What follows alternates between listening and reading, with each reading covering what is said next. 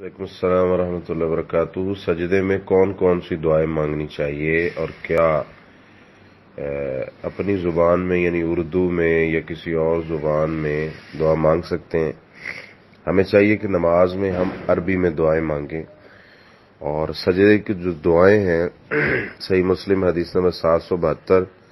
سبحان ربی الاعلی، اور ایسے ہی صحیح بخاری حدیث نمبر 794 سبحانک اللہم ربنا وبحمدک اللہم اغفر لی، اور ایسے ہی صحیح مسلم حدیث نمبر 483 اللہم اغفر لی ذنبی کلہ دقہ وجلہ واولہ وآخرہ وعلانیتہ وسرہ،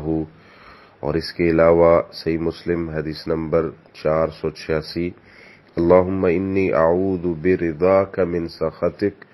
وبمعافاتک من عقوبتک وأعوذ بك منك لا أحصي ثناء عليك أنت كما أثنيت على نفسك، اور اس کے علاوہ صحیح مسلم حدیث نمبر 487 سبوح قدوس رب الملائکۃ والروح، اور اس کے علاوہ اور بھی بہت ساری دعائیں ہیں جو رسول اللہ صلی اللہ علیہ وسلم سے ثابت ہیں، صحیح حدیث کے اندر موجود ہیں، لمبی لمبی دعائیں ہیں، ہمیں یہ یاد کرنی چاہیے۔